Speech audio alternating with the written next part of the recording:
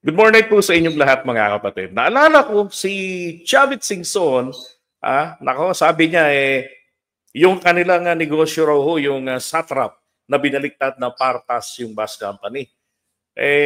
Siya nga yung founder noon, di ba? Wala raw hong palpak na trabaho.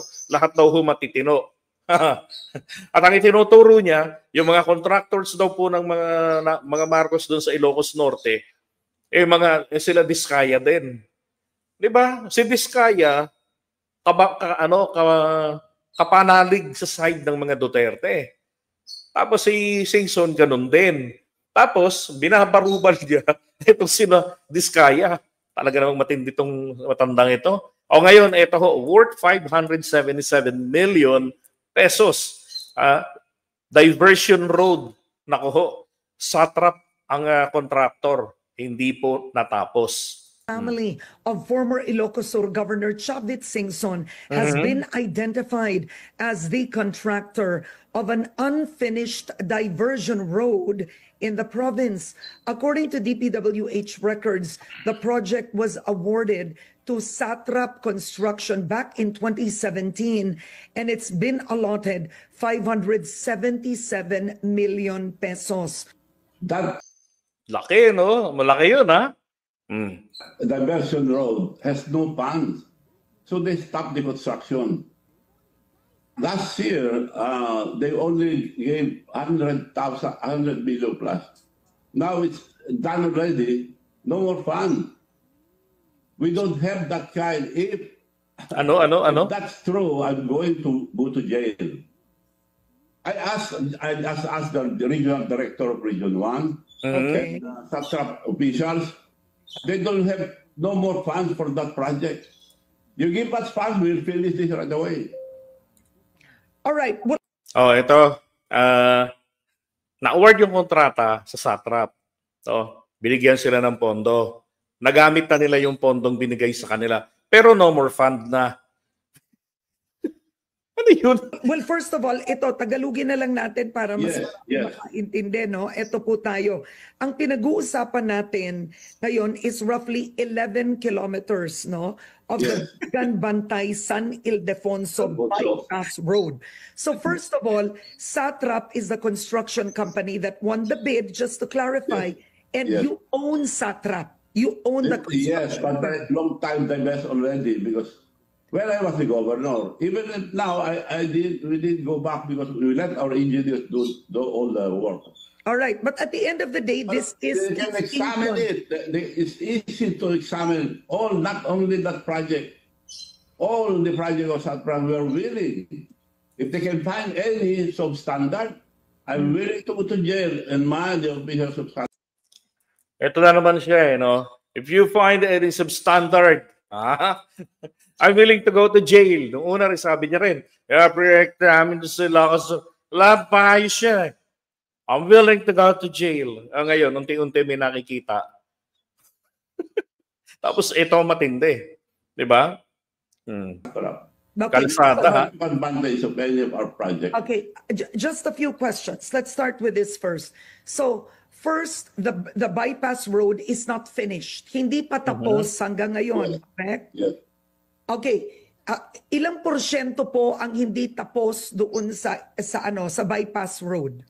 Konti na lang. Kung bigyan kami ng pondo, matatapos ka agad. Sino ang kami? Sino ang kami? Bibigyan ang construction company po ninyo? Or bigyan kami ng pondo. Sabi niya, dati pa niya sinasabi, nag-divest na ako dyan. Hindi na ako sali dyan. Hindi kami may-ari dyan. Dati, talayo ko yan, sabi. Ngayon, iba na may-ari niyan. Bakit siya spokesperson dito? Di ba? Sino yung kami? Tama ka rin. Sino yung kami? Ang gobyerno magbibigay ng national government magbibigay. Walang pondo. Ang pondo. So ang tanong ko, sir, ito, nakita nyo naman kung paano mag-insert ang mga congressman ng pondo para tapusin ang kanilang pet projects, no, whether ghost or real, sa kanilang distrito. Anong sinabi po ng congressman ninyo? Bakit hindi daw po natapos yung bypass road? Tinanong ko na, 100 lang daw ang binigay. Hindi, ganito. Totoo ho yan, nangyayari yan. Let's say sabihin natin isang 500 million yung proyekto. 'Di ba? Ang mangyayari ngayon, magko-construction sila. Siyempre, construction company ka, mamumuhunan ka eh. Gagastos ka doon. Merong schedule of payment yan, di ba? Ano ba tawag doon? Meron pa yun. Bill of ladings, yung gano'n. Naalala ko lang dati, nung nasa company pa ako, nung 25 years ago, or 26 years ago. Dito, may percentage. Ito na yung natapos namin. Sisingilin namin yung 15%. Ganon yung nangyayari. Hindi naman buong ibinibigay yung pera. Pero yung pera nun, yung pondo nun, naandun sa DBM. Nasa gobyerno na yung pera. Diba? Kung ilan yung percentage na nagawa namin, kasi we have to meet certain percentage para makasingil kami. In case of failure to comply that, ang mangyayari po, kami ang mapipenalize. At nung galit na galit yung amo namin, nakabata ka. Because I was 19. Tayo nakabata ka, totoo kami yan. Ganon. Kailangan natin makompleto ng 35%. Para makasingil tayo. So sinasabi niya, 100 lang ang ibinigay. Paano to? Ibig sabihin, hindi po sila, yes, progress billing. Thank you. Di ba? Sa sinasabi ni Chavit Singson dito, nagbigay ng pera. 100 million. Tapos sa gamit na, wala nang binigay. Anong sistema ito? Kailan to? Panahon to ni Duterte, 2017. Mark Villar, ano to? Naglalabas na kayo ng pera, di pa nagtatrabaho? 100 milyon. 100 milyon, tinapos na nila. Natapos na nila, kulang na ng pondo, wala nang pondo. We are all eager to do that. But walang pondo. Amunuhan mo. Tinanong ko lang yung regional director, wala nang pondo. Bigyan nilang pondo, matatapos ka agad yan. Unlike other provinces na paborito nila, magapakadaling pondo. Alright. Ang proyektong ito, Ayan, tanong ngayon. Sige, sakyan natin. Sino yung congressman? Diba? Sino yung congressman dyan? Diyan sa inyo sa Ilocos Sur. total was roughly 727 million. Tama po, sir. Hindi totoo yan. Magkano yung... Portion by portion ang pinabidyan. Exactly. But the total project cost was 727 million? No. Mahaba yan. Ayun, sabi ni 1970. Ni 1970, down payment 30%, then progress billing na sa susunod. Okay, thank you. So sabi niya, lumilitaw sinabi ni Chavit, nagbigay ng 30% down payment which is 100 million, right? And then yung susunod, wala na akong binigay, wala nang progress billing.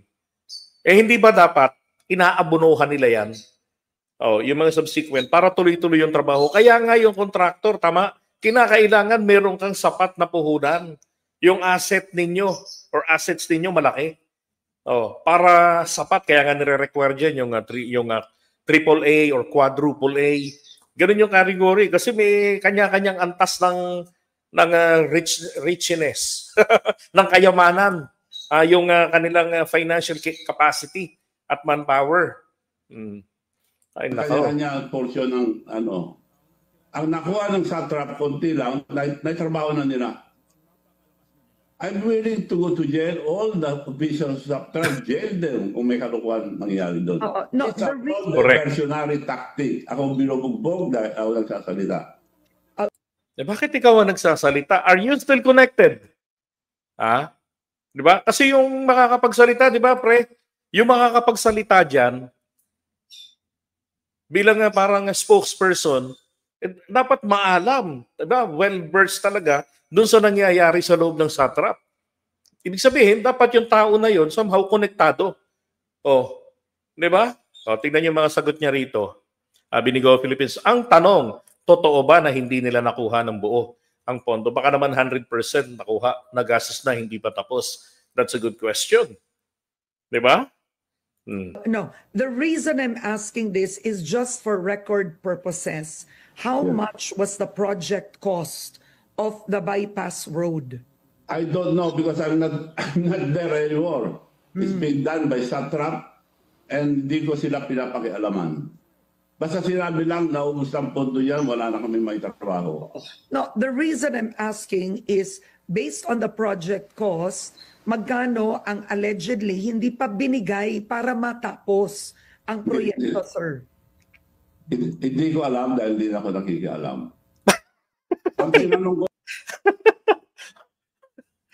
Walang iya ka, Chavit. Sabi ni Virgilio Manio, sir, what's your point talaga?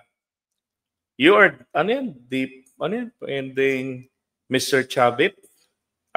If am I depending Mr. Chavit or what? Panoorin nyo na lamang po. And then, magigets nyo kung ano ibig sabihin. Okay? Ito yung nakakagulat dito. Diba? Daldal siya ng daldal. Tapos ngayon, nung nahihalata niya teka, pabigat. Si Karen Devila, kaya nga Devila tawag ko dyan. Para kang tinatanong, para kang humaharap na kay Satanas pag tinanong ka niyan. Talagang mapapaalumpihit ka na. Diba? Talagang pipigain ka niya sa pagtatanong. Ngayon, ito na. Una, sabi niya, bigyan kami ng pera ng gobyerno. Ibig sabihin, kasama pa siya ron, konektado. Kasi kami, may kinalaman pa siya ron sa kumpanya. Tapos ngayon, hindi na siya nakikialam. Ano ba talaga? Sir. hindi ko alam dahil hindi na ako nakikialam. Okay. Ang tinanong ko lang, bakit hindi natapos yan kako? Naubos na po yung Hindi nakikialam pero nagtanong. pundong binigay ng gobyerno, sabi nila. They can investigate it. Okay, so kung hindi nyo alam, then why are you speaking right now? You're not a public official anymore. So why are you... Satrap sa akin daw. Sa amin doon, pero nag-divest na ako. So sino ngayon? Sino ang may-ari ng... Grabe pala to, no? Ayan, no? Pinapatay niya ang auditor ng Ilocos Sur ng panahon ni ERAP. Nabalita yun. Nako! Satrap? Because... Kami ang may-ari doon yan, pero nag-divest na kami lahat. No, who is kami? Because it says, records that Satrap Construction is still part of the Louis Chavit Singson group of companies. Is this correct? So kapag bahagi pa rin ito ng iyong group of companies, hindi totoo na wala na kayong kinalaman doon. Diba? Maliwanag doon, meron pa kayong connection. Nakukuha pa nga niyang magtanong . Diba? Patong-patong ang kasalanan nito. Buti na lamang po talaga hindi ito na itanong sa kanya sa Senado. Dahil kung hindi na uuwi ito, contempt na to. Buhol-buhol na sa pagsisinungaling. Sabi nga sa kanina sa lahat ng na-interview, saan na yun? Sabi, sa lahat ng na-interview ni Karen Devila, ito pinaka alam niyo na yun. Diba? Sarili niya, binenta niya. Ito na nga po talaga. Yes. Okay, so that's a fact. Ang anak niyong babae po at ang manugang niyo ang nagmamay-ari more than 50%? Wala sila ko, wala na. Wala na. So, sila po may-ari. For mga diversionary tactic itong ginagawa nila. Alright, it could be diversionary. Pag nasusukol na, ito na Hindi, diversionary tactic. Alam ko nakarugtong yan Diversionary tactic yan sa totoong problema ng bayan. What the fuck? Iba yung usapin ng totoong problema ng bayan. Iba rin yung problema ng bayan sa'yo. Could be. But then the point is, who owns Satrap? I founded Satrap long time ago. Okay. Dahil kami lang But who owns Satrap today? Today, yung mga tao ko na, like for example, other companies. Yung mga tao dyan na from the other companies. From the other companies, mga tao niya, konektado pa rin Diba? Those people were just simply dummy. Like our radio station, kung anong kikitain nila sa kanila na lang. Oo. Ganoon din ito, pag nawala sila ng project, sweldo ng mga tao lahat yan. Okay, so... Konti na lang ang... Huling-huli, Patong-patong. Sabi niya, nag-divest na siya. Pero di niya alam sino ang bagong may-ari. Pwede ba yun? Sabi niya, yung mga tauhan daw niya. Yung mga tauhan daw niya. From the other company. Hindi ba he has a group of companies. So yung mga korporasyon, iba-ibang korporasyon na pag-aari nila, so yun daw yung mga ano to, parang kooperatiba ba, ganon? Ay nako, mukhang hindi naman, di ba? So, kasi kung katulad ng kooperatiba, sa kanila talaga yon. Di ba? Kanila talaga yon. Lalo kung malinaw na hindi na konektado sa Chavit Singson. So, as a courtesy, he can only ask for updates. Di ba? Yes, Satrap is the reverse name of Patras Transportation. That's correct. Magaling manghuli si Karen. Hindi umubra yung hindi sinakyan ni Karen yung diversionary. Oh. All right? That's correct. I believe he's lying to his teeth. Okay, so alisin na natin si Chavit Singson.